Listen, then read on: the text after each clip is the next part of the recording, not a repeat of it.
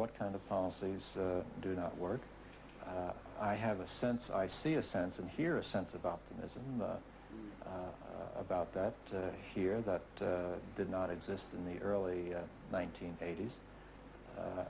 I feel that you're reflecting experiences and events of a period in the past, and that much has happened, particularly in recent years, in many countries where they have been able to achieve some success in their economic performance.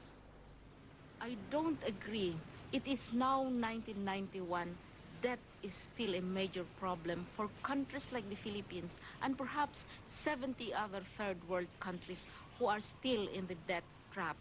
From the point of view of the banks, the debt crisis is already over because they are covered by loan loss reserves. From the point of view of multilaterals, the debt crisis is over because there has not been any interruption in payments to them. They have set their conditionalities, they have set their terms, and they have made sure that they will be paid continuously. So from their point of view, the debt crisis is over because they are safe. The multilaterals are safe, the commercial banks are safe, the bilateral countries are safe, but the people of the third world are not safe because they continue to pay a debt. Debt was crucial to the pressure exerted by the United States in building the so-called coalition against Saddam Hussein.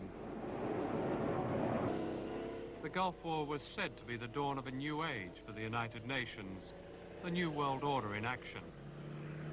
In fact, the United States was able to tailor the UN Security Council to its war plans by using debt in the international banks.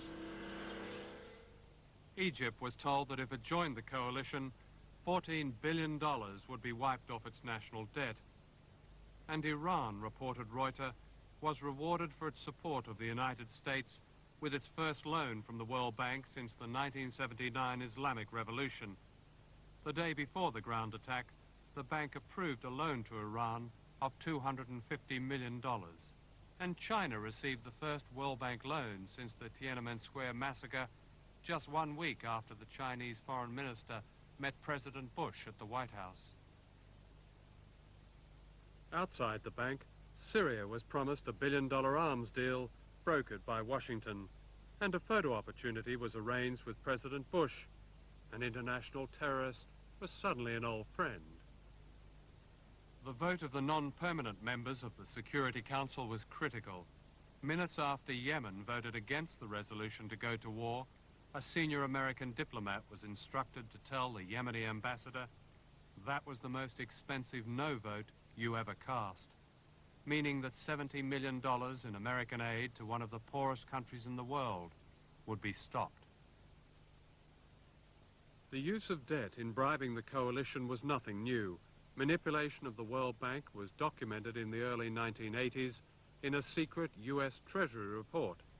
The United States, says the report, is capable and willing to pursue important policy objectives in the banks by exercising the financial and political leverage at our disposal. In other words, the US is able to impose its will on the World Bank.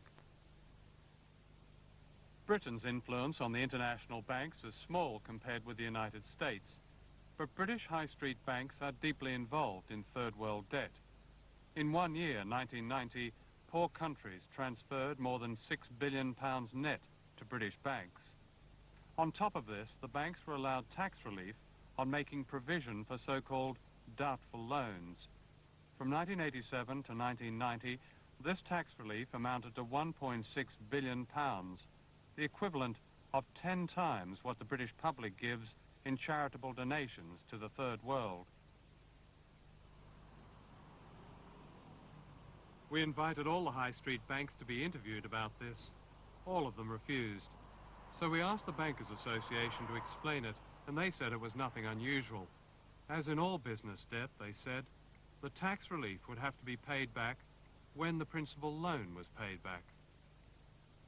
In the meantime, the banks can keep the tax relief and still demand interest payments. And this constant demand is true also of the IMF and the World Bank. clearly one is not repaying money that one is not borrowed in the first place. So whatever is now being repaid was in fact disbursed the other way some years earlier. And what you're observing, in fact, is first of all the interest that is payable on borrowings, which I think any person with a mortgage would readily recognize. You're observing a lot of rescheduling of these payments. All of the severely indebted countries that you are concerned about have in fact rescheduled, i.e. postponed their payments very significantly to many of their creditors. And what you're observing also is the payment of interest on the monies that are in their use. In 1991, Prime Minister John Major announced that the British government would wipe out the debts of certain African countries. The gesture was important, but accounts for only 1% of worldwide debt. To end the tyranny of debt altogether and to fight poverty, there has to be radically new thinking. The only solution for most poor countries is that their debt is written off completely. At the very least, their loan repayments are channeled back into genuine development that puts food growing, health and education before so-called economic growth. The banks are not solely to blame for the debt and poverty, but it's not possible for them to look after the interests of the rich world and the poor world at the same time. The World Bank and the IMF should be abolished and replaced by a real development agency that is non-profit making and entirely free of political strings and can help nations develop on their terms, meeting their needs.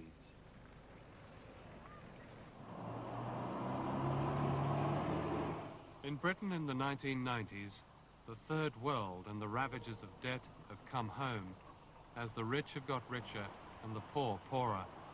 No other country in Europe has seen such a dramatic rise in poverty.